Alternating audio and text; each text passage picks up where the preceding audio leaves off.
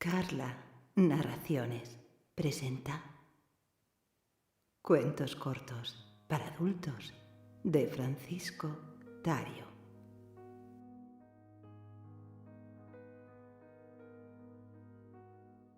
La noche del féretro. Entró un señor enlutado, con los zapatos muy limpios y los ojos enrojecidos por el llanto. Se aproximó al empleado y dijo: «Necesito un féretro». Oí distintamente su voz ronca y amarga, seguida por una tos irritante que, de estar yo dormido, me hubiera hecho despertar. Oí también, en aquel preciso momento, el timbre de la puerta en la casa contigua y el ladrido del perro, quien anunciaba así su alegría. El empleado dijo: «Pase usted». Y pasó el hombre sigilosamente, con un poco de asco, mirando a diestra y siniestra, como una reina anciana que visita un hospital.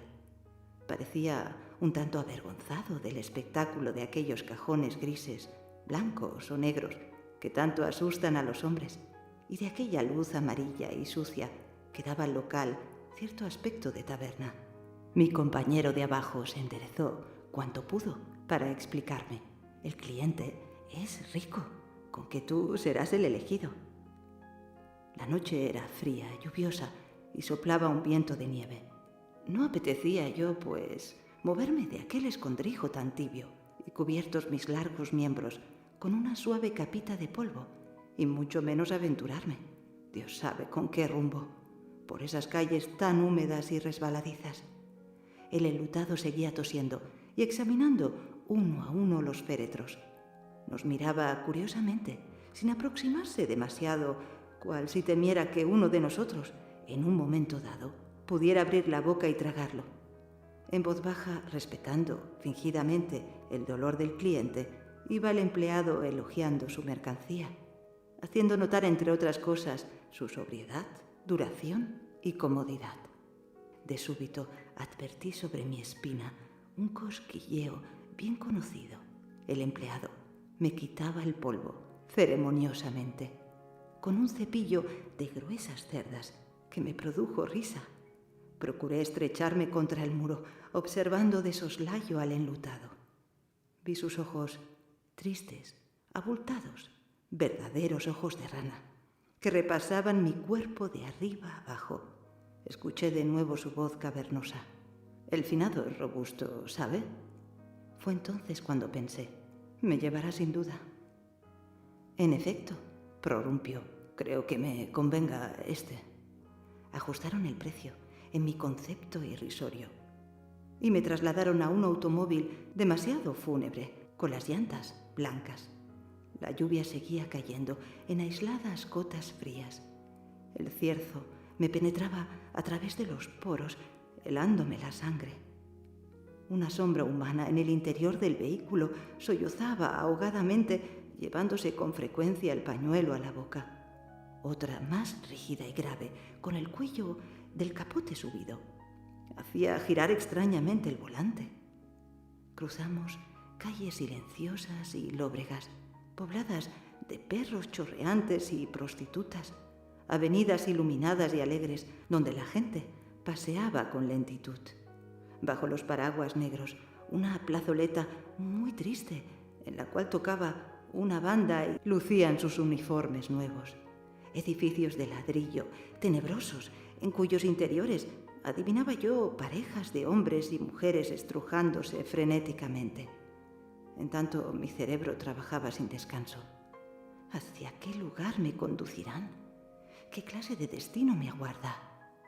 Es preciso que los hombres sepan que los féretros tenemos una vida interna sumamente intensa y que en nuestros escasos ratos de buen humor bromeamos o nos chanceamos unos con otros. Ante todo, tenemos nombre, unos masculinos y otros femeninos, naturalmente, de acuerdo con nuestro sexo. Mientras permanecemos en el almacén, somos célibes. Sin embargo, estamos fatalmente destinados al matrimonio, es decir, a lo que en el mundo común y corriente se designa con otro nombre estúpido: el entierro. Semejante acontecimiento es el más importante de nuestra vida, y de ahí que meditemos tan a menudo acerca del cónyuge que nos deparará la suerte. Bueno, prueba de esto último es que hoy, al salir rumbo al armatoste que me aguarda, un antiguo camarada se despidió de mí de esta forma: que el destino te conceda buena hembra y buena casa. Yo, que soy hombre, le respondí tristemente: sobre todo eso, amigo, buena casa para pasar el invierno. Esas tumbas de tierra enlodadas y frías, llenas de 1000 clases de bicharracos glotones que trepan por nuestras espaldas y nos van destruyendo lentamente. Esas tumbas ingominiosas y endebles, en cuya superficie no hay flores ni hierba, y sobre las cuales chapotea la lluvia sin piedad alguna. Esas tumbas, tan pobres, tan solas, encaramadas allá sobre cualquier montaña o sumergidas en el corazón de un abismo. Cuando el automóvil se detuvo, observé que mi llegada despertaba un interés incomprensible. Se oyeron voces humanas de «¡El féretro! ¡El féretro!». Alcé los ojos y vi un edificio cuadrado con 2 terrazas de piedra. Suspiré aliviado. 3 hombres vestidos ridículamente me transportaron hasta un suntuoso aposento en cuyos ángulos ardían los cirios, esos malditos cirios que chisporrotean continuamente, abrasando nuestras entrañas con sus gotas de cera blanca. Tardé un buen rato, no obstante, en descubrir a mi cónyuge. Entretanto tuve que realizar indecibles esfuerzos para contener la risa. Allí estaba yo, tendido sobre no sé qué mueble absurdo, y los hombres desfilaban ante mí con sus levitas y sus rostros descompuestos. Me miraban a hurtadillas y tosían o se alejaban rápidamente. Nadie se mantenía ecuánime en mi presencia, cual si yo fuera una especie de monstruo, culpable de la muerte de los hombres. Una muchacha fresca y esbelta que despedía un olor en extremo agradable y que había deseado para mí con toda el alma, prorrumpió al yerme. «Es tan terrible y tan negro». Distinguí su pecho duro y alto, que se estremecía de terror, y la línea de su vientre suave bajo la tela infame. Otra mujer rubicunda y fea cuchicheó una frase indulgente. «Y las manijas son de plata». Pero he aquí que de pronto un chiquillo se me acerca y pregunta: «¿Es para enterrar a papá?». Sentí que el corazón me dejaba de latir dentro del pecho, que la cabeza me daba vueltas y que me hallaba abandonado en mitad de un túnel nauseabundo. «¿Cómo para papá?», me dije. «¿No soy acaso un hombre?». Quise gritar, protestando. Quise incorporarme y echar a correr sin ningún rumbo, pero no pude. 4 pesadas manos, cubiertas de vello, me sujetaron por pies y cabeza y no supe más de mí. Debí perder el sentido. Cuando desperté, un hombre gordo, hinchado, pestilente y rubio yacía sobre mis pobres huesos. Ardían los cirios en torno mío. Salpicándome las ropas, rezaba un sacerdote, mirando por encima de sus anteojos a las mujeres bonitas. Unos gemían con ayes velados, otros chillaban procazmente sin comprender el destino del hombre. Caían por tierra pétalos de flores. No pudiendo soportar más el oprobio de que era víctima, hice un sobrehumano esfuerzo y derribé al cadáver. Cayó este con gran aparato, partiendo por la mitad un cirio que se apagó instantáneamente. Cayó con la cabeza hacia abajo, haciendo tronar el piso. Yo grité y no me oyó nadie. «¡No quiero! ¡No quiero!». Todos se apresuraron a levantar al muerto, aunque pesaba demasiado. Estaba rígido y frío como un árbol. Me dio horror. Vi a lo lejos a la jovencita fresca, muy pálida y aterrada, con las manos sobre el descote. Su perfume me embriagó esta vez, removiendo mis instintos. «Lograr poseerla», pensé con angustia. Pero de nuevo cayó al plomo sobre mí el hombre ventrudo y fétido, cuyo cuerpo parecía exactamente una vejiga. Me cogí de hombros y opté por dormirme. Dormirme como un novio impotente o tímido en su noche de bodas. Así lo hice. Y soñé. Soñé con dulces muertas blancas, cuyos muslos temblaban sobre mi piel, con ricos sepulcros de mármol, muy ventilados y alegres. Soñé, y las imágenes sibaríticas me hicieron tanto mal que cuando abrí los ojos y vi penetrar el sol por las vidrieras, me sentí exhausto, postrado, como deben sentirse los hombres después de una óptima noche de continuos placeres. Fin.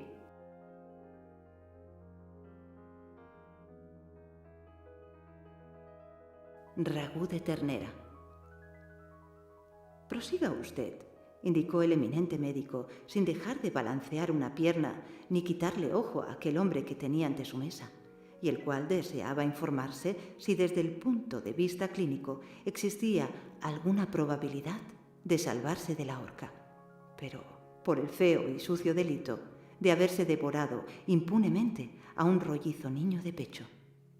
El antropófago, que ocupaba por esos días las principales páginas de los periódicos, acababa de facilitarle al doctor sus datos personales. Tenía 50 años, era casado, sin hijos, representaba una firma de productos químicos y medía 1,70 m. Según podría demostrarlo, había sido en general una persona cordial y pacífica, y se le estimaba en todas partes como hombre honesto y caritativo.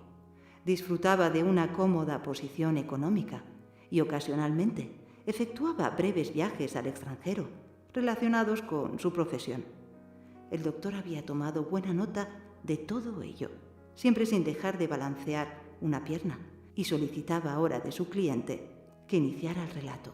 Ni uno ni otro parecían alterados en lo más mínimo, sino más bien interesados en lo que cada cual hacía o hablaba, como si la cuestión se circunscribiese simplemente a comprobar si les agradaban o no las mismas flores, los mismos platos, o bien si coincidían ambos en sus apreciaciones sociales y políticas.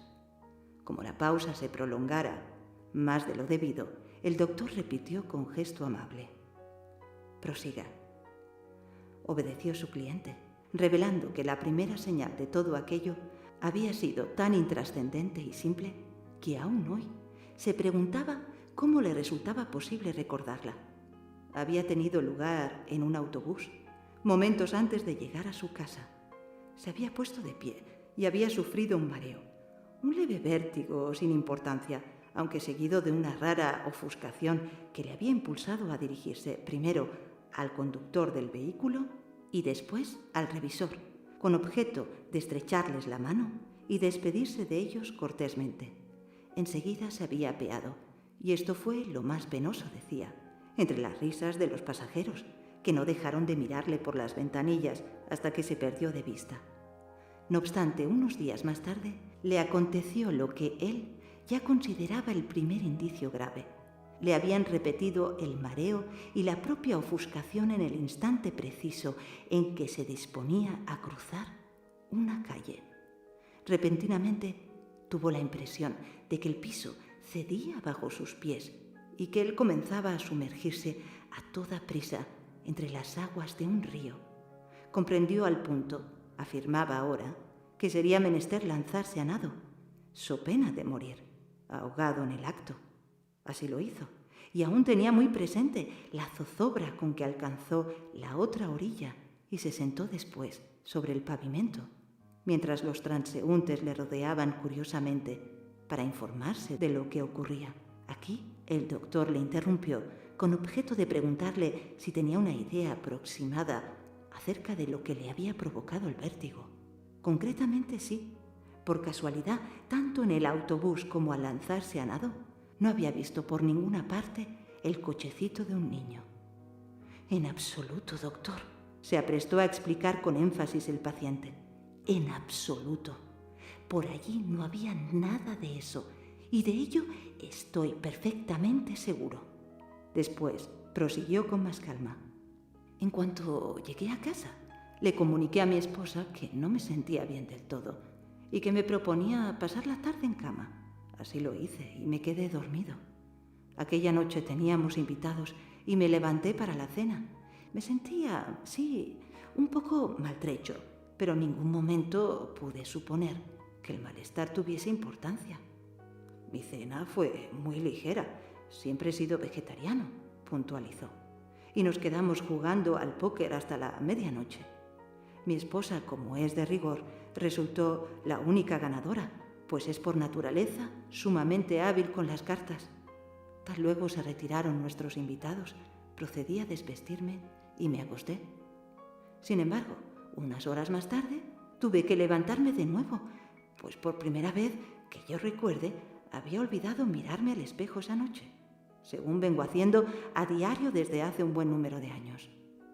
El doctor preguntó sentencioso, frunciendo disimuladamente el entrecejo, con qué objeto su cliente llevaba a efecto tan enojoso rito, y el antropófago, sin dudar un momento, explicó, encogiéndose de hombros.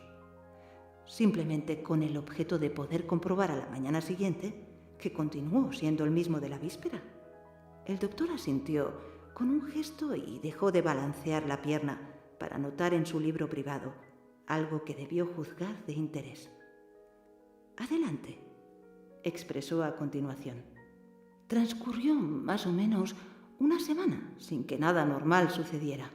Yo me dedicaba a mi trabajo y mi mujer salía por las tardes para seguir jugando al póker. Pero una noche tuve una desagradable sorpresa. Poco antes de dormirme, y de la manera más inesperada, se me ocurrió decirle a mi mujer: «Quisiera que para el almuerzo de mañana dispusieras un buen ragú de ternera». Todavía es hoy el día que me pregunto de qué rincón de mi cabeza partió tan extravagante idea. Repito, siempre fui vegetariano y el ragú de ternera lo conocía exclusivamente a través de informaciones de segunda mano. Pero el caso es que lo apetecía de tal forma que en aquel mismo momento habría encendido la lámpara y me habría servido una buena ración. Sentí a mi mujer reír de mala gana, asegurando que no estaba para bromas. Le habían derramado una copa de vino tinto en el vestido. Pero como yo insistiera en mi empeño, quizá con demasiado ahínco, guardó ella un prolongado silencio y sospeché que me despreciaba. En general, las mujeres, apuntó ya en otro tono, suelen despreciar por sistema cuanto dicen y hacen sus maridos. ¿O no lo cree usted así, doctor? El doctor se reservó su opinión e inquirió de su cliente cómo había encontrado el ragú de ternera. «Excelente», prorrumpió él con entusiasmo. «Excelente y muy apetitoso. No obstante, en los días que siguieron volví a mi régimen habitual, pero mucho antes de lo que podía esperarse, reincidí en mi capricho.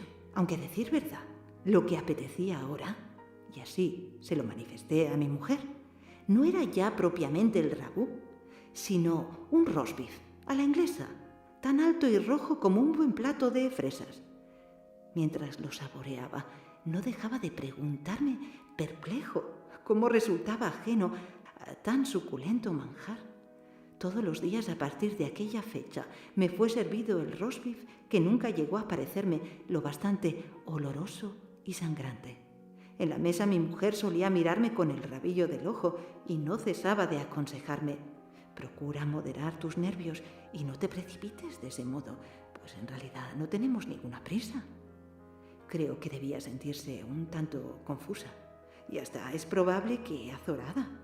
Pero era tal mi ilusión, el júbilo que me embargaba la vista de aquellas rebanadas sangrantes y aquel jugo oloroso y caliente, que no le prestaba demasiada atención, lo confieso. El doctor volvió a notar algo con su estilográfica y exclamó como al principio: «Prosiga». Los vértigos se repitieron. Mi memoria se quebrantó temporalmente y comencé a experimentar un vivo desinterés por los productos químicos.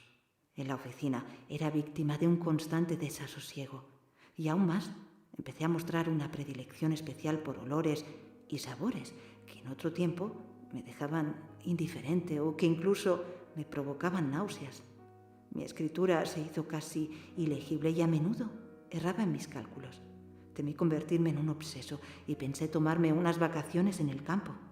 Aquí el antropófago sonrió con rubor, como ante un recuerdo inconfesable, y expresó en voz mucho más baja: «Aunque, ¿adivina usted, doctor, qué me impidió ir al campo?». El doctor indicó que no tenía la menor idea, y su cliente confesó: «¡Qué ridículo! Las vacas. La idea de que tanta hermosa vaca pastando agravaría mi apetito». Enseguida se echó a reír y se puso repentinamente serio. Fue entonces cuando abandoné en definitiva el vegetarianismo y me entregué por entero a la carne. Comprendo, susurró el doctor, y pasó la hoja de su libro de notas. Pero el cliente se había adelantado en su asiento, poseído de tal desazón que el doctor, con el libro en la mano, se echó atrás precavidamente. Nunca más encontraría ya punto de reposo. Nunca más, doctor. Ahora rara vez permanecía en casa, dedicado a recorrer la ciudad de un extremo a otro hasta que se hacía de noche. Muchas veces, por no malgastar el tiempo, almorzaba en un restaurante. No me atreví en un principio a confesarme lealmente el motivo de aquella peregrinación incesante, de aquellas correrías diarias que me apartaban de mi trabajo y de mis deberes conyugales. Caminaba sin descanso, casi con furor, bañado de sudor el cuerpo y aparentemente sin objeto, pero una y otra vez me sorprendía jadeante a la puerta de alguna carnicería, empujado y vilipendiado por las amas de casa, que salían atropelladamente con sus preciados cargamentos. Llegaron a temblarme de emoción las piernas frente a las vitrinas de embutidos, con aquellas carnes amorotadas y tersas que colgaban en desafiantes manojos. Cada día hacía un nuevo descubrimiento y encontraba un buen motivo para pasar en vela las noches.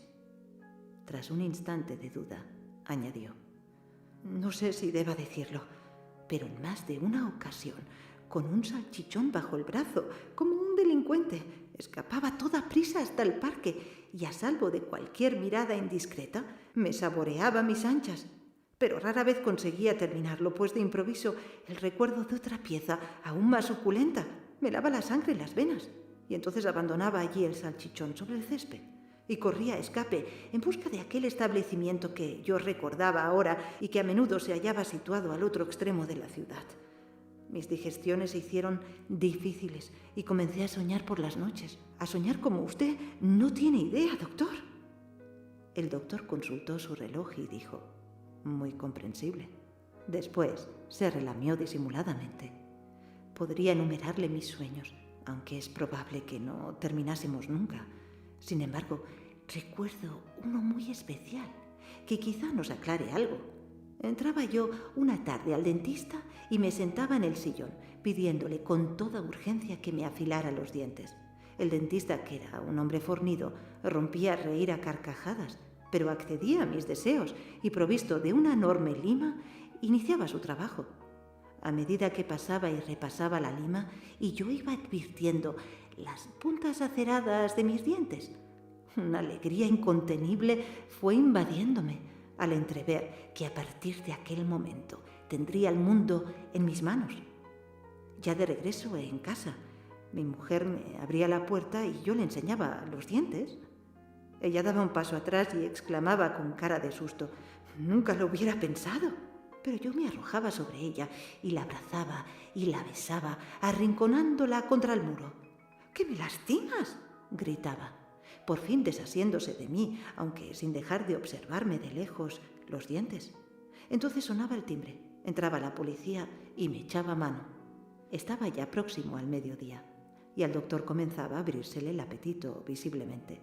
Parecía ya menos interesado en el relato, y lo que balanceaba ahora era su estilográfica negra sobre una hoja de papel en blanco. Allí mismo sobre su mesa podía verse un diario de la mañana, en cuyos titulares rojos se daba aviso a los lectores de que el antropófago andaba suelto. «Tenemos en nuestra casa una simpática sirvienta», decía ahora el delincuente. «Una robusta jovencita de carnes duras y sonrosadas que al colocar mi plato sobre la mesa siempre hace pasar frente a mí su rollizo brazo desnudo. Lleva nuestro servicio 2 años y jamás durante ese tiempo su brazo despertó en mí pensamientos turbios o indebidos. Pero esta vez fue en realidad la primera.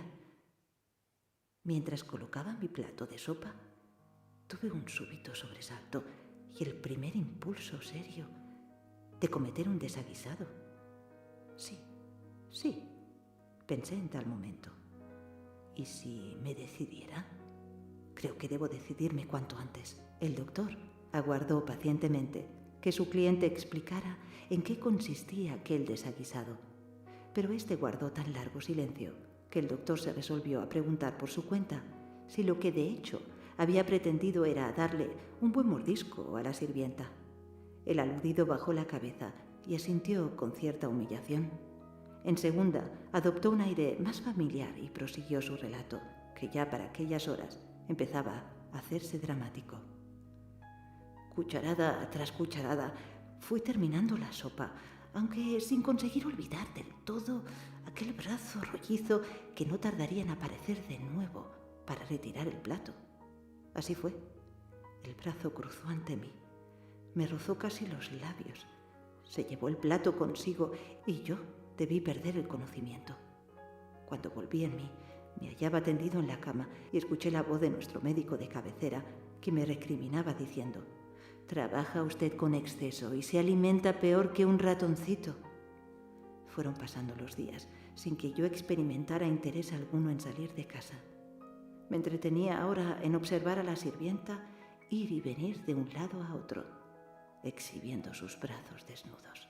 Había algo reprobable en todo esto. Nunca dejé de comprenderlo, pero muy apetitoso y que estimulaba mis jugos gástricos.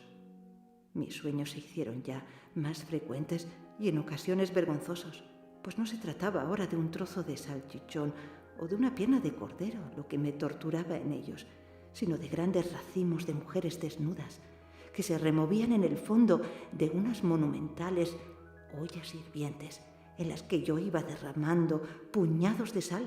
Los miembros de las mujeres burbujeaban con el aceite, en tanto que ellas no cesaban de gemir e implorar ayuda, entremezclando sus desnudeces. Pero una y otra vez aparecía en escena mi esposa, quien al reparar en las ollas se tapaba la nariz con asco y las echaba a rodar por tierra, haciendo que de entre sus escombros escaparan serpientes de todos tamaños que trepaban a los árboles. En tal instante maldecía a mi esposa y despertaba. Aún despierto, seguía maldiciéndola en voz alta, hasta que ella se sentaba en la cama y me pedía, con lágrimas en los ojos, que dejara ya de hablar de frituras. El doctor parecía abrumado y recomendó a su cliente que procurara pasar por alto ciertos pormenores innecesarios. Este le pidió excusas, aunque no consiguió reprimir un leve gesto de disgusto. Fue todo muy bochornoso, confesó, pues mi primera experiencia importante la llevé a cabo justamente con la sirvienta. Ocurrió una tarde que mi mujer había salido a jugar al póker. Me hallaba yo en mi despacho e hice sonar el timbre. Oí que se abría una puerta, pero nadie acudió, de momento, así que volví a llamar. Por fin escuché unos pasos que se me hicieron eternos. Como había entrado la primavera, llevaba ella un vestido azul muy ligero que le dejaba los hombros desnudos. Tan luego la vi asomar a la puerta, me dije: «Parece que no ando mal de apetito». Y le ordené que me trajese el oporto. ¿Se da usted cuenta, doctor? Deseaba prolongar aún más la espera, hacer de la espera algo realmente emocionante. Salió para regresar a poco. Entonces se aproximó a mí, depositó la bandeja en la mesa y la ataqué. Torpe y atolondradamente, pero la ataqué. Hubo un embarazoso silencio que el doctor supo respetar sin un gesto. ¿En el antebrazo?, preguntó al cabo, dando a su pregunta tal tono de gravedad que hacía ya inútil de antemano cualquier pronóstico posterior. «En el antebrazo», admitió el antropófago con ojos brillantes, sin captar por lo visto lo crítico de su situación. Realmente era lo que prometía ser, lo más suculento y lo que desde hacía varios días venía quitándome el sueño. Mordí una vez, dos, y después solté mi presa. ¿Acaso estuviera demasiado nervioso o no supe obrar con la suficiente energía? ¡Indecente! La oí chillar, como entre sueños. Supe de sobra a lo que se refería, pero no me importó el ultraje. Volví a morder una vez más y ella repitió el exabrupto. Recuerdo que empezaron a brotarle del hombro unas gotitas de sangre, algo realmente insignificante, pero que bastó para que estallara en sollozos. Jamás vi a nadie más compungida ni con una expresión de mayor susto. No supe qué hacer. Mi situación era en alto grado comprometida y deduje que mi mujer no tardaría en conocer la historia. Esto fue lo más deprimente de todo y lo que me hizo sentirme más desventurado. Cogí la botella de oporto y me serví. Ella se fue dando traspiés y cerró tras sí la puerta. Aquí el doctor interrumpió a su cliente para informarse si por esas fechas la señora esposa del paciente sospechaba de algún modo que él era ya un caníbal. «Oh, no», protestó este repetidas veces. Ella continuó aferrada a sus viejas teorías sobre el adulterio. De ahí que al enterarse de lo ocurrido, tomara las cosas en mal sentido y me amenazara con solicitar el divorcio. Nunca tomé en serio la amenaza, es claro, limitándome, por el contrario, a disuadirla de sus propósitos. «Perdón», intervino el doctor con el índice en alto. La sirvienta fue despedida. «Y de común acuerdo», afirmó el otro. Ahora mi mujer y yo estábamos en los mejores términos. Salíamos juntos todas las tardes y si disponía yo de tiempo, la acompañaba a hacer sus compras. También le hacía el amor, con mayor frecuencia. Curiosamente fue la época más feliz de nuestro matrimonio y, por así decirlo, la más delirante. A menudo ensayaba yo pequeños mordiscos con ella, enteramente inofensivos, pero que la hacían reír e ilusionarse y revolverse inquieta entre mis brazos. Si he de serle franco, doctor, mi mujer no acertó ya a prescindir en lo sucesivo de esta clase de expansiones, que, sin importarle que de cardenales, era visto que estaba loca de amor, con sus nuevos vestidos de verano y aquellos negros cardenales que me hacían pasar ante sus amigas por un hombre nuevo y apasionado. He de decir a propósito que desde entonces puso el mayor esmero en la selección de los menús caseros, pensando, estuve seguro, que el nuevo régimen de alimentación había obrado el milagro. Devorábamos juntos grandes raciones de carne y no parecía preocuparle ya gran cosa que la comiese yo de un modo u otro. Todo debía encontrarlo encantador e ingenioso y creó firmemente que por ese tiempo me adoró. Pero que tal estado de cosas no podía tener buen fin. Esto es que admití ya sin reservas que simple y sencillamente era yo un antropófago. Hubo otro largo silencio y tanto el doctor como el paciente evitaron mirarse. Se oyó a lo lejos el silbato de una fábrica y las voces de unos niños que jugaban en un patio vecino. Con voz mucho más grave el doctor inquirió de su cliente cuáles eran en verdad sus intenciones con respecto a su esposa y si ella, por unas razones u otras, llegó a sospechar que pretendía comérsela.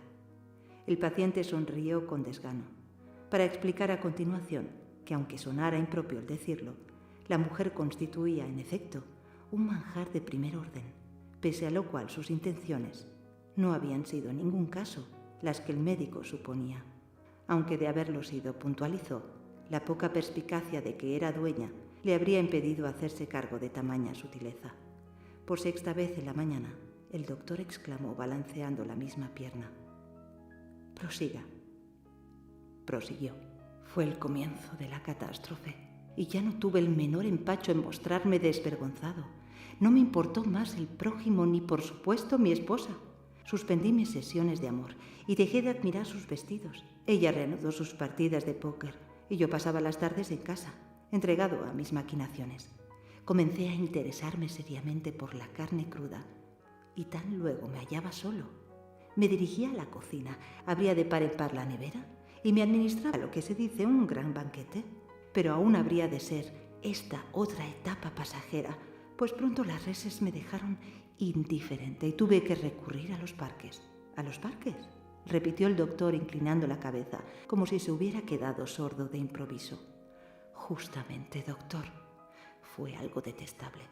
Sentado en una banca o fingiendo descansar sobre el césped, miraba pasar a los niños, a las niñeras, a los vendedores de helados. Algo encantador y atrevido, positivamente irresistible.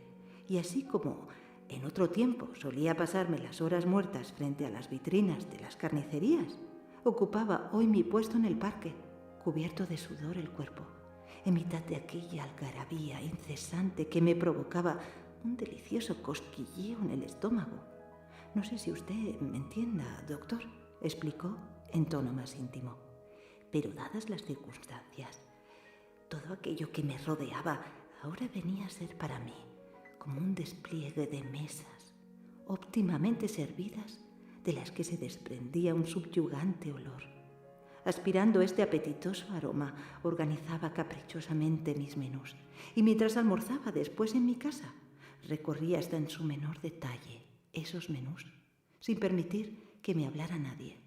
Tal vez sin sospecharlo, me había convertido en un maniático. Y un día me decidí. O para ser más justo, me dejé arrastrar por la fatalidad.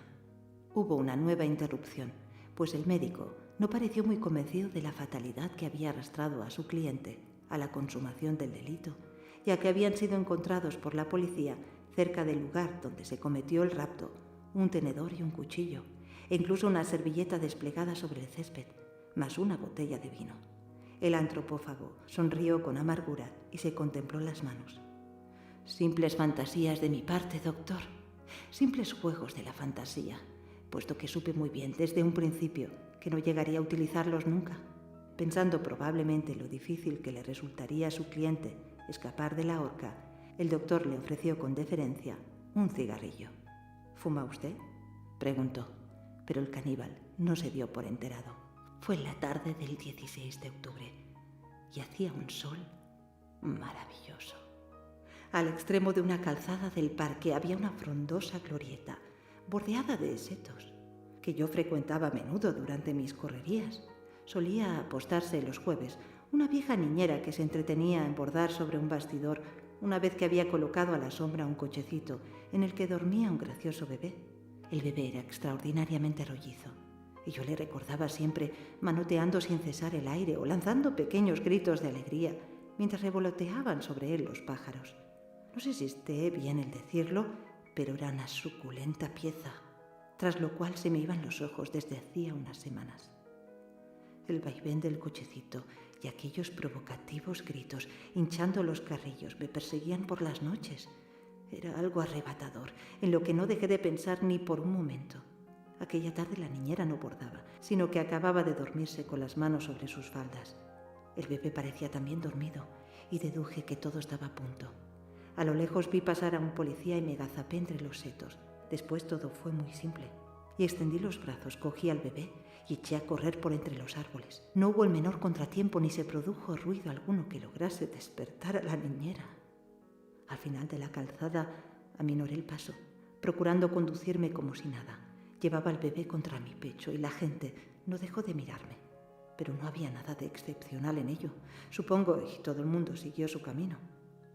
Unos minutos más tarde, subí a mi coche y lo puse en marcha. Al llegar a este punto de su relato, el antropófago se llevó el pañuelo a la frente para enjugarse el sudor, en tanto que el doctor había apoyado los codos sobre la mesa y le observaba con suma atención, como a través del ojo de una cerradura. Había rentado previamente un modesto apartamento, continuó aquel, y conduje allí al bebé, depositándolo sobre una cama. Había empezado a llorar. Sin pérdida de tiempo me dirigí a la cocina con el propósito de encender la estufa, pero había olvidado los fósforos en el parque y tuve que salir urgentemente a comprar otros. En la cocina guardaba yo desde la víspera todos los ingredientes imaginables, puesto que era todavía la hora en que no me había decidido por ningún estilo especial de condimento. Tenía manteca en abundancia, sal y pimienta en polvo, trufas y pepinillos en vinagre, cebollas, guisantes, zanahorias y una latita de espárragos. Mientras se calentaba el horno, me asomé un rato a la ventana. Propiamente hablando, no me encontraba nervioso, sino indeciso y hambriento. Comenzaba a oscurecer. Transcurridos los minutos de ritual, de que el horno estaba al corriente como así fue, entonces me encaminé a la alcoba, cogí al bebé entre mis brazos y lo desnudé. Era algo incomparable, puede creerme usted, doctor, y muy prometedor. Desde luego, pues como usted debe saber, para que un asado resulte jugoso, es indispensable, ante todo, que la pieza sea lo más tierna posible, a lo sumo de 6 meses o 1 año de edad. Había optado a la postre por un fino asado a la royal y procedí a prepararlo. El bebé se resistía y no cesaba de llorar. En cambio, probó a sonreír con malicia cuando le coloqué en la boca un espárrago que empezó a chupar, ávidamente. Terminada mi labor, abrí el horno. El horno estaba a punto y recuerdo que me quemé un dedo.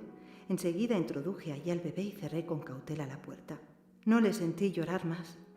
Muy pronto se esparció por la casa un olor grato y penetrante que me obligó a recostarme a la cama. 2 o 3 veces volví a la cocina y entreabrí el horno. Había empezado a dorarse y el aroma del laurel invadía ya las habitaciones.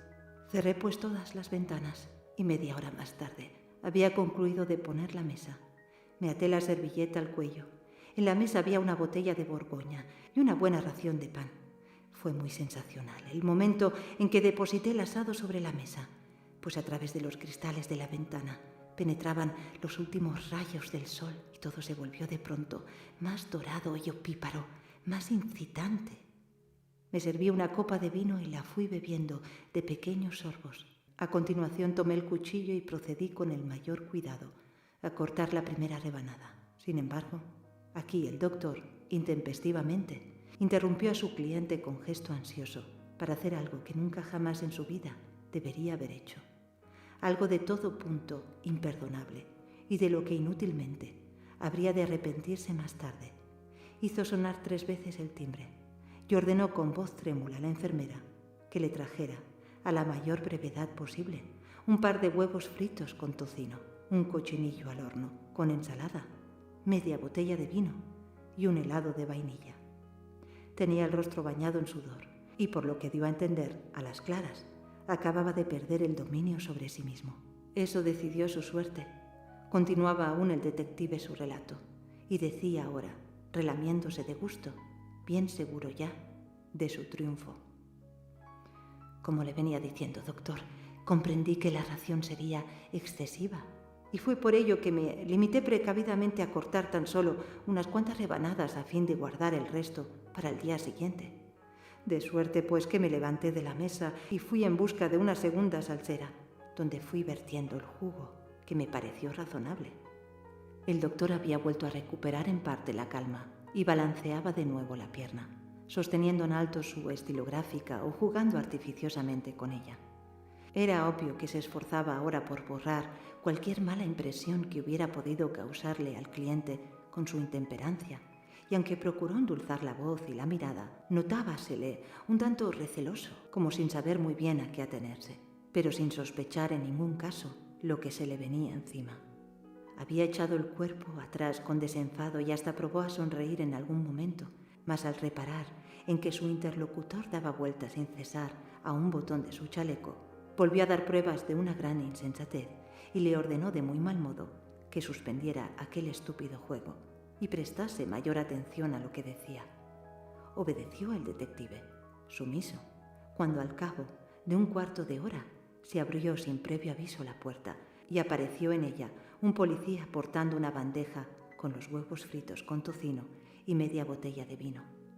Tal vez el cochinillo no estuviera aún en su punto. El doctor se puso en pie, blanco como un cadáver, y esbozó una deplorable sonrisa de hiena. Pero no intentó resistirse. Incluso, sin soltar la estilográfica, ofreció sus manos al policía para que los posara adecuadamente. Tenía cierta expresión canina en los ojos y mostraba ya sin ningún disimulo sus dientes, minuciosamente afilados. El policía le cedió el paso y desaparecieron juntos. Cumplida su brillante tarea, el detective procuró sonreír también, llevándose con cansancio el pañuelo a la frente. Enseguida acercó la bandeja y olfateó los huevos fritos. El tocino parecía de primer orden, así que despojándose de su chaqueta, ocupó el sillón del médico. Hizo a un lado el periódico y partió por la mitad un huevo, cuya yema se derramó ostentosamente, inundando el plato. Pese a todo, había una vaga melancolía en sus ojos y como un íntimo sentimiento de culpa en su conciencia. Su cargo no debió parecerle muy honroso en aquel momento. Sin embargo, mojó un trozo de pan en la yema y se repitió para sus adentros: «Excelente, excelente», y siguió comiendo. En un triste amanecer de diciembre, cuando todavía brillaban en el cielo las últimas estrellas, el antropófago subió a la horca.